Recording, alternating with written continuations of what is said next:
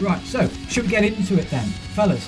Right, Cool. so I know we've been delayed a little bit, but one of the things that I want to find out first and foremost is who the hell are you? Where are you from?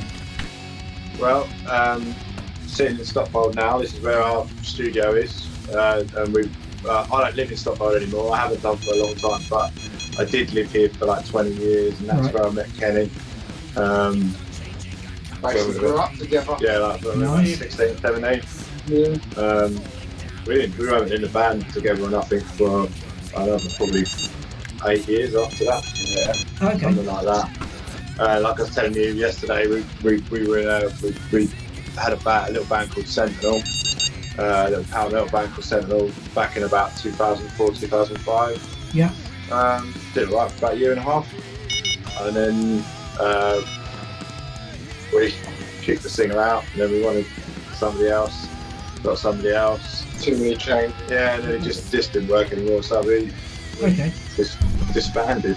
But that's how we like met, and in Stotfold is the place, which is in Hertfordshire. Yeah. Okay. Nice. Yeah, Hertfordshire's quite a nice place. So. Some of it's alright. Yeah, some of it's an absolute shithole, but Yeah. much like anywhere really. So obviously you guys are a studio project at the moment. That's right, isn't it? Essentially, yeah. Like we started out as a trio, and with a keyboard player that used to be in Sentinel with us. Yeah. And we did our first album in 2014. Okay. 14. Yeah, It started in 13, that's right. Yeah, we started in 2013, but it came out in 2014. We did it really quickly. Yeah. We had about 18 months it took from the inception of the project that we started to then having a full-length album Right. that we put out. We got it out in about 18 months, so a lot quicker than the other band I was in at the time. Good. So in terms of previous bands then, have you done much live shows, gigging, touring, that kind of stuff?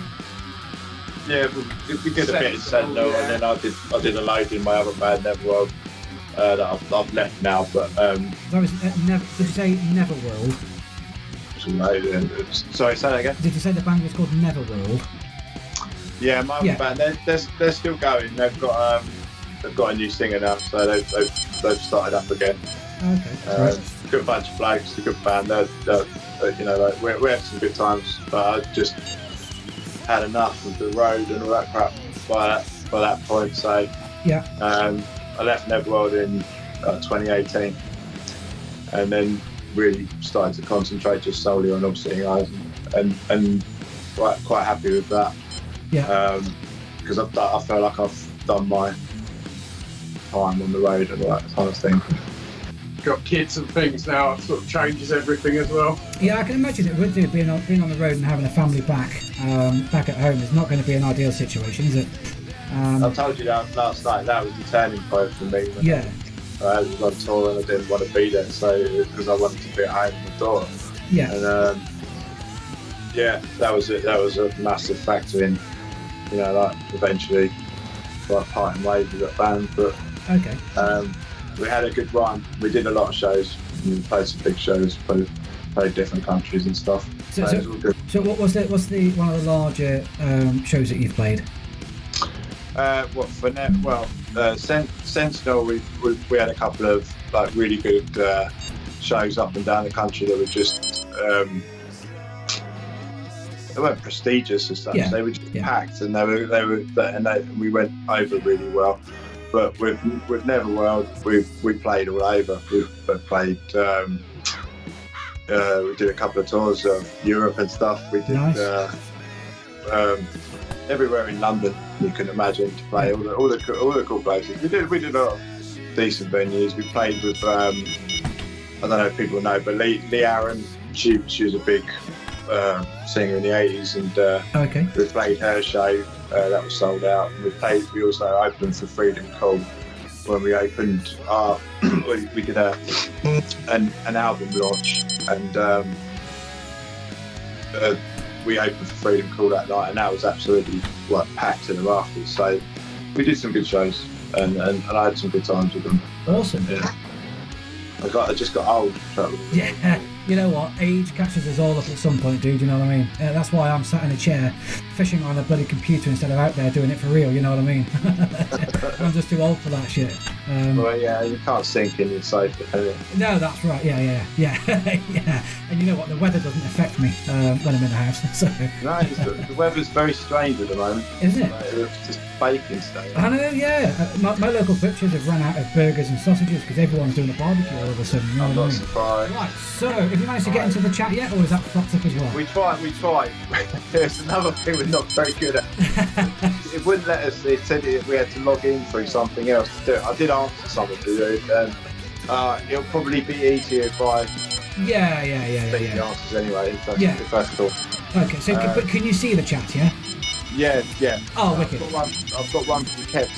Somebody asked how I got in the music. Yes. How we got in the music industry. That's right. With that, you just sort of you form a band and then you either take it seriously or you don't. So when you're starting out and you're young and you're hungry for that stuff, you tend to go full throttle. And I lived it, just lived and breathed it for a good 15 years. So right. I just put everything I had into it, and it was through. Just, I guess I felt like Neverworld was the band that because I did albums with them and stuff. That was the band that I was like, I really sort of felt like I was part of the music industry, I suppose. But, Yeah. But yeah, it was just something I always wanted to do, and I'm sure you're the same. Yeah. So did you learn your craft at school or? Well, kind of not. I mean, I think I had about 6 months of lessons. When I was about 11, but I'd had a guitar for 3 years because I loved heavy metal. Yeah. Real young, and then we challenged each other a lot when we were young. Yeah. Basically. You just we're lucky. Both of us can play by ear, so that's how we learned. We just listened to stuff and tried to play it, and that was that's right. So that's exactly how I play the drums. So I used to be in a covers band, and everybody used to get pissed off because the drums were never the same as what the original song was. But you know what? I like to make my own shit up. You know what I mean? I play what I think fits. You got to interpret it in your own way. Yeah. You're never going to get it like identical, and not if it's any good anyway. Because music with an identity is hard to recreate. The same. Yeah. But yeah. Sorry, and Kev asked the question of who the singers we look up to and that. Hello, Kev in Canada. Singer-wise, there's so many. I mean, wow. That's off the head. Well, you got Alfred. Yeah, you got the holy trinity of metal, like for me, which isn't Dio, by the way, not for me, but like Eric Adams of Manowar, Rob Halford, and Bruce Dickinson. So, and Biff Byford I would throw in there maybe. But like, I love all that type of vocal, but I love AOR, kind of like rock. I like vocalists with an identity, so they don't sound like anybody else, or no one really sounds like them. So they're the best vocalists for me. But favourite bands wise, I'd say Fate's Warning, so Ray Alder, big influence on me. Vocally, Rob Halford is, I can't deny that. Man, there's so many, because I love all this. I love like all the 70s classic rock, so like Brad Delft from Boston, and dudes like him, and oh god, there's just so many. All the Cribs and Glory singers. Yeah, but mainly, or mainly Midnight, but Midnight. They're all. Jeff Tate, massive influence. So I think that's one of the hardest questions somebody can ask is, what are your influences? Because for me, the entire fucking world of metal is my influence. But trying to hone down into something specific can be quite difficult. So I can appreciate. I think if you've got a record collection, you like it's all influenced you in a certain way. Of course, yeah. If we're all standing on the shoulders of others, that's what we do. That's the human race. So you just evolve from the kind of players and all the singers that you like, Yeah. And I think that's really kind of like, hopefully what we do Yeah. is an extension of the stuff we listen to, I guess. Yeah. But, yeah, it's difficult. And sorry, you can get the albums up for sale on Big Cartel, so it's all seeingeyes.bigcartel.com. There you go. That's it. Links up for you in the chat. Yeah, some shirts up there. First album's still available as well. Awesome. So have a red ball break. Yeah, no worries. So in terms of what you guys are doing now, so this album that you've created is eight tracks on it. That's right, isn't it? Yeah. Yeah. And then just tell me how you came about to write this particular album. What were the circumstances behind it? There weren't any real circumstances behind it, was there? It was just like we don't have a timeline. That was the beauty of Full Seeing Eyes. There was no one on our arse to do stuff all the time. We haven't got shows to prepare for and everything else that goes with being in a band. It really is just when we feel like doing it. Yeah. Because we have the home studio, so we're very lucky to have what we've got, and we get to use it. He lives here, so I live in here, literally. Nice. And I come round occasionally. Sorry for all the beeping, everybody. Sorry? I'm apologising for all the beeping. My fish is going mad. I think next time I do this, I'm not going to be carp fishing. I'm going to be, I don't know, casting for salmon or something where there's no beeping going on.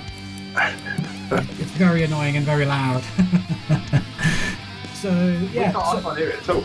No, I know. I tell you what, it's loud in my ears, that's for sure. I've got another unique fish on here, by the way, fellas, I think. So I think I might invite you guys on every time I start doing Fishing Planet, because I seem to get good fish when you guys are around. Look at it. Is it? You haven't caught it yet? No, I haven't got it yet. It's still in the water. He's 56 feet away. So let's get this one in, and then we'll ask another question, and then we'll move on to the next song that we're going to play. Okay, sure. Sorry, have I got what was the other ones? Equilibrium thing, working practice. I don't, to be honest. I find that life is quite hard. It's full on. I work in a supermarket as a department manager, so I'm there 6 days a week, and I work usually till about 2 o'clock in the afternoon. But I live nearly an hour away. Get home, do a quick workout, have a shower, go see my daughter. And when I get home, I'll maybe eat something, and then I'll play for a bit. But yeah, it's hard. It's hard. Your life's a bit more relaxed, I think, because you live with his family, so it's a bit different for him. But yeah. Part of the job. I fit carpets, so yeah, it's hard work. I do my fingers in quite a lot, so sometimes I have to go days without playing till they heal. Right. You get those issues as well, yeah, working with hammers and nails all the time. And he's quite a calamitous guy. So. That's a big fish. He's big, well done. Yeah. Fuck. 62 pound. 62 pounder. We'll keep that one. That was a very good fish. The fucking beepers are going off again. I'm gonna have to start pulling rods out here because I can't concentrate with the beeping going on. Right. So who does what in the band? What are your roles? Yeah. We sort of share roles, really. Whoever's got a good idea on whatever instrument, and we work from there, basically, don't we? If I've got an idea on a bass guitar, Ben will come up with a guitar, see if he can put something to it, maybe, or sometimes Ben might have an idea on the bass guitar, and vice versa. Right. That's really rare. Yeah. I'm a guitar player. It's a rare one, but whatever. It's just whatever. But I'm a guitar player and I'm a singer, and that's it for me. Right. And the song creating process, that I'm all in on that. But Kenny does the production, the drum mapping, the bass, We share the guitars, so it's quite full on because we got to make up for all the other band members we don't have. Yeah, absolutely. Yeah. But it's less arguments in it, so. Well, that's it. If there's only two of you. That's argue, but not very often. Yeah. But yeah, it's quite hard steering everybody to your ideas and your way of thinking sometimes. So it makes life a lot easier because we both tolerate what we want to try and do. So it helps, doesn't it? I think if I want an idea, you might not like it. He'll still do it. He'll still try it. Yeah. And vice versa. If I didn't like something, I would say it, but I would also, I would trust him. I trust him enough to. We'll try it. We'll try this. We'll try that.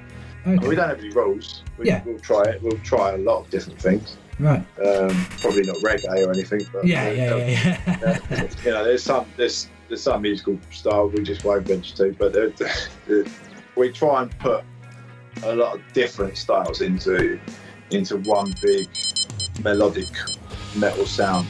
Yeah. Makes sense. Okay. So I think I've got other questions. Did your band create a name?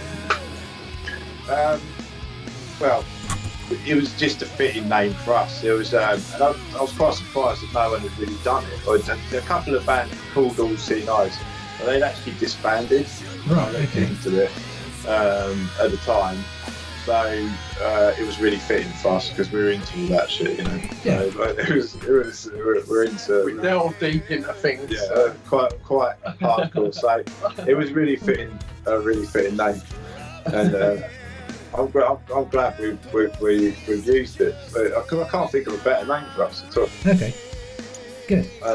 We just like mysterious stuff, really, don't we? So, All Seeing Eyes just sings. Yeah, just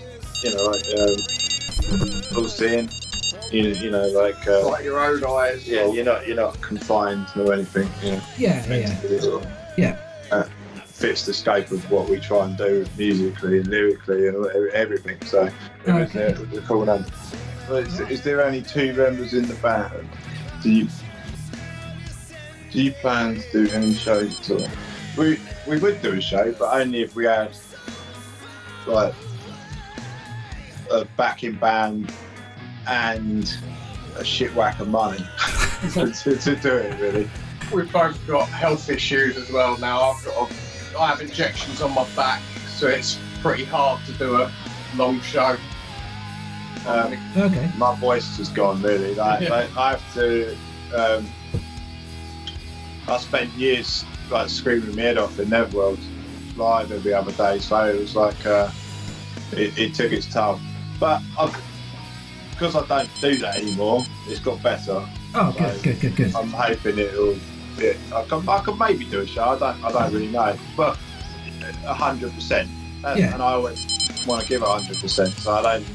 When I used to play live, it was like everything. I wanted to sound like it did on the record, Yeah. So what was the other one? Is there only two? Yeah, there is. It's just me and him, I'm afraid. Well, I can certainly say with what you've produced is absolutely top notch. Thank you very much. Absolutely top notch. I think it comes from just listening to good music. Yeah, absolutely. Yeah, I think, influences are everything, and we've definitely got a lot of influences. So I think we're an extension of that, basically. Yeah. And so in terms of, I know you've just been asked about live gigs. Thank you, Kevin. Sorry? I know you've just been asked about live shows and stuff like that. So what does the future mean for you guys? I mean, you've got a bad back, your voice was, recovering from many years of screaming and shouting every night. Is there going to be more music from you guys? Oh yeah. We've already started the third album. Doing it the way we do it is fine. I mean, I can still do what I want to do vocally. It's just the time period, isn't it? Yeah, really? It's just like after 20 getting lucky minutes. sometimes. Yeah, sometimes you just have to get lucky and you're in the zone and you can keep rolling on through it. But yeah, we're doing there's a solo artist from Norway, a guy called Michael Kratz, who's very, very good. You like kind of like it's alright. It's very chilled out kind of music, but it's cool. It's all, you know, it's rock based, but but the band are very good musicians. He's a really good songwriter. He messaged me after listening to one of the tracks you'll hear later, Angel Fires, and said he wanted to work with us. And we've written a song with him in mind. So we've got that on the go. You've started something else. So there's already a few songs in. Awesome. And this time, because on the first album we had a few special guests. With the second album, we had none. So the third, we're going to try and get a few more maybe. So Kratz will definitely be on it. Can you name drop some of the special guests for the first album? From the first album, we had Mr. Ben Jackson from Crimson Glory for the track, because I was fortunate enough to meet Ben when Crimson Glory came over to play some shows here, and got friendly with them, and he actually came over and did a few shows with my old band Neverworld as well. Okay, good. With his new band Avenging Benji, and he wanted to do it, so we wrote the song, just gave it to him to put his own thing on it, and he sang on it. Done a great job. Nice. And that was a really proud moment for me to have, and you, because that's like a musical hero to us, you know. Over the legend, we used to sit in fields listening to Glory albums, you know? So that band is a huge influence on us, and it was a fucking honour to have him on the album. Awesome. We also had at the time John Jennings, the guitarist of Crimson Glory. His then wife is also on the album. Nice. Costretto from the band War Drum, guitar virtuoso, like a genius. He did a solo on the track called The Rings of Cronus, and then we had me. Neuron Spoiler. Yeah, we had two guys from Neuron Spoiler, and then Michaelis Rinakakis from the band Air Raid at the time. Okay, he did a track. So quite a few. We had about 6 or 7, I think, on there at the end. Awesome. But it was a big album. There's 18 songs, so spread out. So you get your money's worth of that one then. Sorry? You get your money's worth of that one then. I'd say that. At the time, it was a big selling point. There's like how many fucking songs you get for this. But some people complained about that, but not in a massively bad way. They were looking for shit to complain about, I guess, and they said like along the lines of, I don't know if I could sit through the whole album. Well, there's no rules. You didn't have none. You don't have to, do you? The whole album. Yeah. So, but on the whole, the reviews are really positive. We had some really good comments, some nice comments from the metal media. We got into a couple of polls for like best unsigned album winners polls, which you never expected to get into. Fantastic. So that was nice. But then it was a long period before we got them until we got this out. The new album. It was like 7 years. So okay. Yeah, 7 years. So wow. Quite a chunk of time passed before we felt like we need to get this one out. Yeah. But we've got another one. Got a question from Raptor called Smoke in the week. Us. How do you find the fan base to a studio band in comparison to a touring band? Yeah, nowhere near as good. It's like I have to work a lot harder. I had a bit of a name when I was in Neverworld, because Neverworld was so like prominently playing. We were live every other week, and so my name was out there a lot more, and it was noticeable.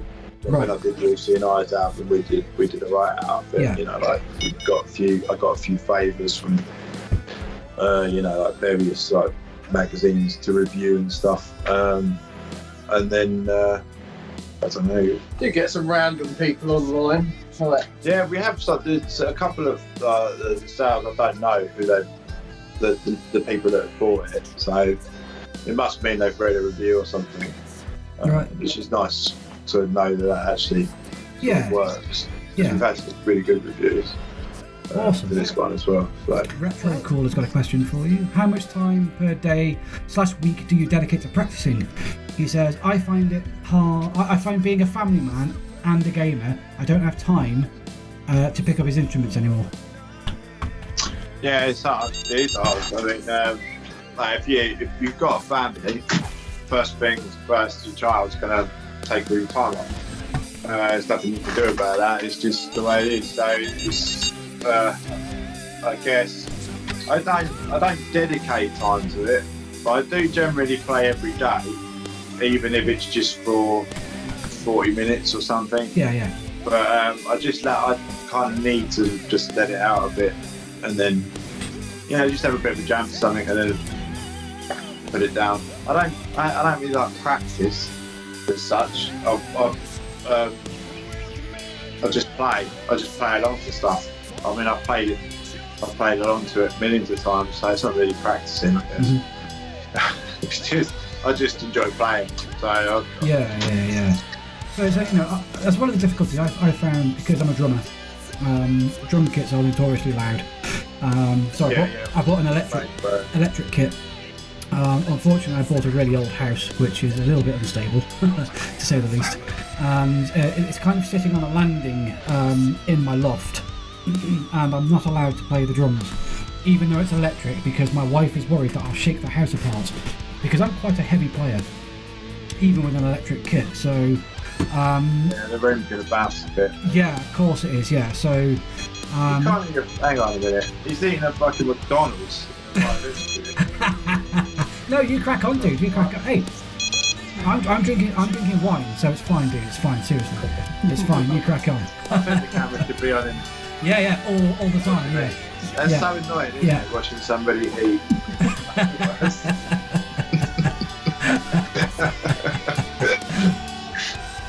I'm only joking, just eat it. Just eat it. It's fine, seriously, it's fine. There was another question, I think, sorry. Do you wish you could take your family on tour? No, not really, because it's just not that environment. The touring stuff isn't glamorous or nothing. It's a lot waiting around, especially in like a foreign country where you don't speak the lingo, and you rely on other people to help you get by and show you around and do stuff. But playing live is just mainly waiting around. Like especially if you're the main band, you're sound checking at 5 o'clock in the evening, but you're not going on stage until 10. So you're literally sitting around for hours. Then you get to watch the other bands. Some of them you will like and some of them you won't. So, but you kind of feel like you have to watch them because it's like a camaraderie thing, So you end up watching everybody else's sets and then playing your own, and then it's quite full on. And you don't get out there till the early hours, so family with you wouldn't be a great idea. People do it. I think it would be alright if it was your wife or your girlfriend or something. That's fine, but your kid's got to be in bed at a certain time and all that kind of thing. In an ideal world, maybe if you've got a nice fancy tour bus and all that shit going on, but if you're rough in it, then it's not ideal. Absolutely. See, there's a lot of really, really good compositions in films, musically, especially when you start thinking of the likes of, I don't know, Star Wars, Superman, blah, blah, blah, all the big films. You've got John Williams, fantastic composer. Being metalheads, do you draw any influence from the classical era at all? Do you listen to the classical era? Classical piano, cellos? I'm not going to pretend that I sit there and listen to classical music much anymore. But we all know that. We all know that. There's nothing wrong with it. You've been writing a song. We were doing. Well, we're going to Kenny started it. I haven't touched it yet, but he's going to be symphonic and have like hopefully like an orchestral. Right. Yeah. So you're probably listening to a lot more of that stuff than I do. But yeah, I love orchestral film music. Yeah, definitely. I love the feel. Yeah, it's powerful. It's very powerful. You can't deny the emotion that it can. Charge out of you. Yeah. I'm probably a bit more synthesizer wise. Right. Let's talk about venues that you've been to then. What's one of the best venues you've played at and one of the worst venues you've played at? Anywhere in the world. Well, there's a local venue to us that is quite special to us because we've played some really, really good shows there. Mm-hmm. It's called Club 85. It's in a town called Hitchin. And well, I don't know. For me, probably the Underworld because I've seen most of my favourite bands at the Underworld, like Criminal Glory, Fates Warning, Circus Maximus. Just to be able to sort of say I've been on that stage. So that was a cool moment. That's one of your good venues. What about one of the worst venues you've played? Oh, the worst. Coventry. Yeah. You don't have to name it if you don't want to. But... No, the venue itself is gone, I think. But it was a good venue. It was called the Giant House, and it was a really good venue with a fucking pillar right in the middle of the stage. Remember that? So you couldn't like navigate all the way across the stage. Really big stage with a pillar right in the middle of it for no reason. Right. And then we only played to 2 people, so that was shit. Yeah. But long journey. I think it messed up my car as well. It's just right. So just a shitty day all round. It's one of those you pay your dues kind of things. Like that. Yeah. I did play a place in London. It was a good venue. It was Boston Music Rooms in Tufnell Park. Yeah. It was quite a prominent venue, but it had rats all in it. Right. Dead. There's loads of dead rats in the backstage bit. And we were just like, what the fuck? It's like, it reeks, man. It smelled like Victorian England, and it was fucking reek. Wow. So that was probably the grimmest venue I've ever played. So guys, I mean, in terms of an interview, is this a good format, bad format? Would you do it again in the future? Would you come back and watch another interview? You know, is it? Well, yeah, I would actually. Yeah. It would be interesting to watch it. Yeah. Okay. To watch one, yeah. I think, I'd be happy to come back on. Awesome. If you wanted us back on. Oh yeah, definitely. So once you guys have got your next album sorted out, get on. Maybe we can have a premiere. I don't know. We'll see. Yeah, if you're up for it, we'll be up for that. Yeah, definitely. Awesome. Yeah. Great stuff. I quite like the sound of that. Excellent. Oh, good. I'm glad. Well, hopefully this is going to gain some momentum, and I hope so for you, because it is a good format, and I hope you do well out of it. And I think, you know, back from my days when I was filming people, I think did they know they were being filmed? Oh yes, absolutely. Yeah, they invited us along to film. Seriously though, the camera that I had, you could quite easily have spied on somebody with it. It was awesome. We are all up. Sorry, we've got the CDs are out, yeah, but we're all over YouTube. I think is it All Seen As Metal? Yeah, the channel's All Seen As Metal on YouTube. Yeah. Okay. But most of the songs are on there. Good. And some earlier stuff as well. Right. Okay. I forgot to get that. I was supposed to try and get all of your links, but obviously I failed. So I've got your Facebook link and I've got your merch link. The merch link's the one. That's the only one. Facebook's weird these days, isn't it? Nobody really bothers with the band stuff. You know, like you need to do it individually, and you need relying on people to share your stuff around and stuff. It's quite difficult these days. I think it peaked, and then Facebook cottoned on.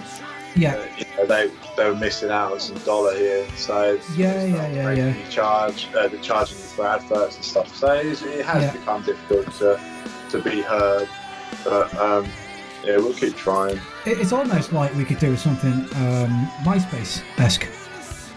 Yeah, do you know what? I missed MySpace. I really liked MySpace. MySpace was just perfect for what it was. Yeah. It's like, here's me, here's my music, check it out if you want. And it had a little playlist and how many plays you had. That's it. Yeah. I like that. I've met some good people through it as well. Good. But I mean, good. Christ, I literally haven't been on that in more than 12 years. So. Right. We used that for Sentinel, didn't we? Yeah, Sentinel. We had that's where I got a lot of stuff before Sentinel through MySpace. Right. So Okay. yeah, MySpace was cool. I think people have latched on to all sorts of different things. I know, like Spotify, ways of discovering new music. I always go through YouTube. But I do actively look out for new music because I want to be wowed all the time. I want to hear new stuff. Right. I'm very active on that. And, Yeah. I find that YouTube is probably the best because I can be more specific about what I was kind of looking for. And the algorithm is slightly better. So there's so much music out there, and it's very difficult to find a good place to find it and to really like a band, which is why I like going to festivals.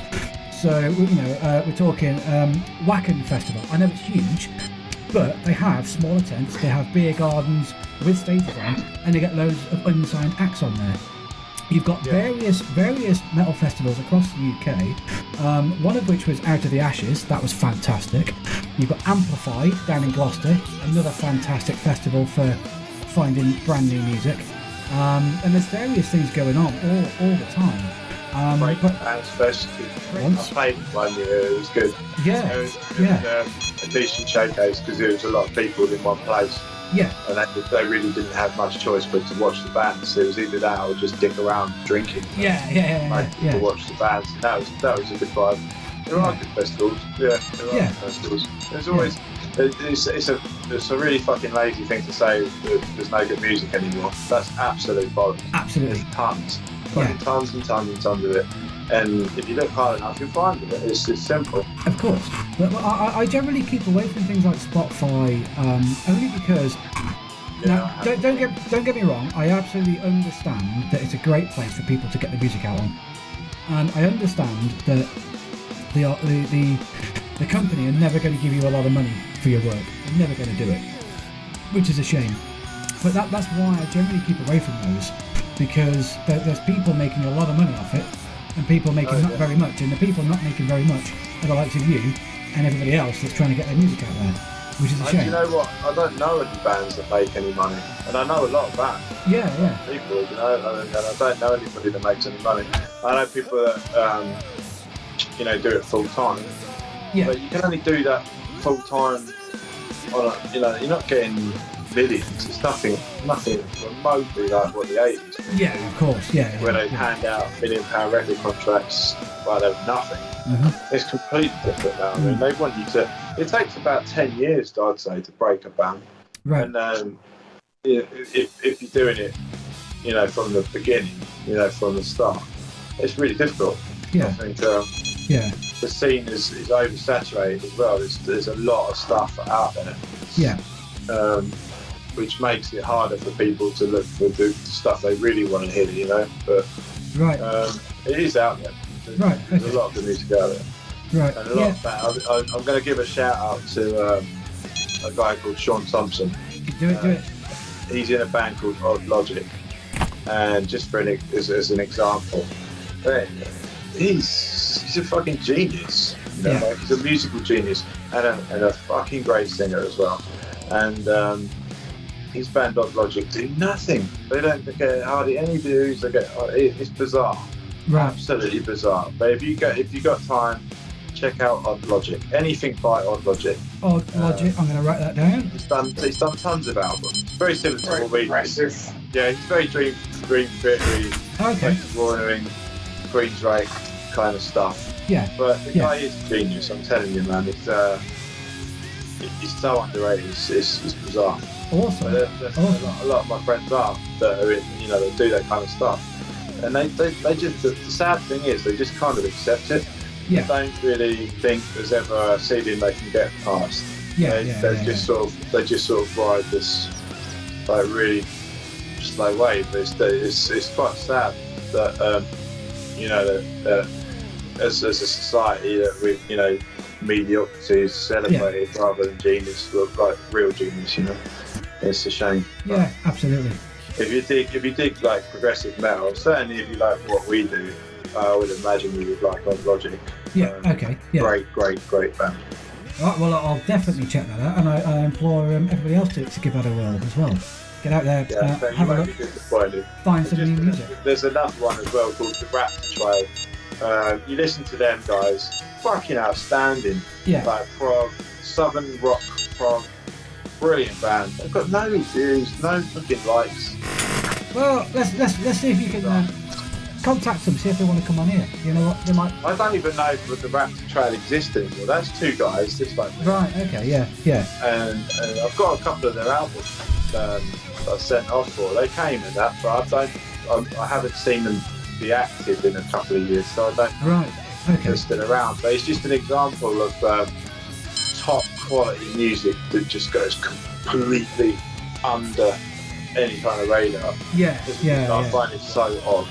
You really should. It just, for some whatever reason it just doesn't catch on with people. I don't know why. Okay. Well, certainly if they are still going around, I wouldn't mind having a chat with them and seeing if. Awareness is the key for any music. Yeah, absolutely. Raising awareness, and I think they don't.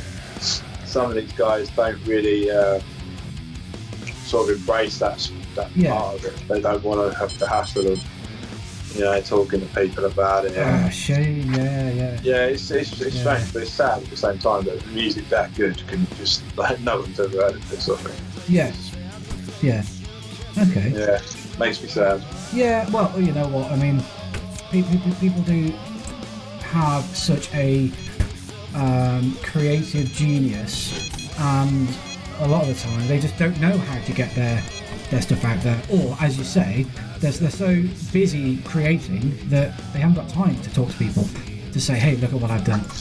There's a lot of that, and I think they do try at first, and then it doesn't get them far enough. Right, so they kind of feel like they've knocked back a bit and disheartened. Yeah. They end up being quite disheartened because it is a slog. It's just a fucking continuous slog. There is no stepping off the train. If you're trying to get heard, you've got to be on it all the time. Yeah, absolutely. Because it works, but it's also one of the only things that you have some sort of power over, that you can sort of keep putting yourself out there and hoping that people will listen and like it.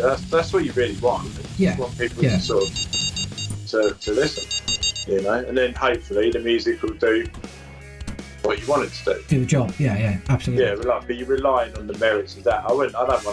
I'm never one of these wants to buy likes and all that shit. I'm not either. Yeah, I can't understand that. In fact, we get those in the chat sometimes. You get a bot come up going, here, buy these likes and buy these subscribers and whatnot. I'm like, ban. Yeah. Fucking weirdos, man. But it's I have known people to have done it. And it does instantly make you look more professional, maybe, that you've got so many thousand likes more than your peers.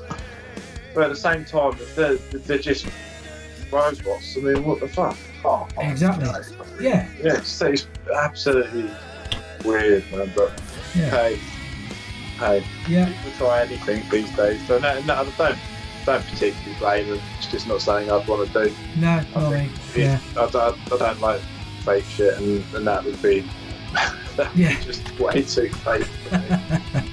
I'd rather people were really listening, rather than just pretending to. It's been an absolute pleasure having you here, and it's always difficult being the first one. I appreciate that. It was hard. It was really hard. I wish we were in the second, but yeah. I mean, I do apologise for the technical. Hey, don't worry about it, dude. Seriously, don't worry about it. It's perfectly fine. Listen, what I'm going to do is I've been recording this as well, so I might just edit all of it. Oh, Jesus Christ! So did you see it? I might. So not only is it live, I'm going to edit it up and put it onto YouTube as well. So there'll be a record on YouTube. You can have a look at it. I'll send you a link to it first so that you can see, to make sure you're happy with it. And then hopefully from this, we would have learnt that we can make some changes and make this a little bit better for the next one, and then just get better and better and better. So, guys, seriously, thank you for coming on.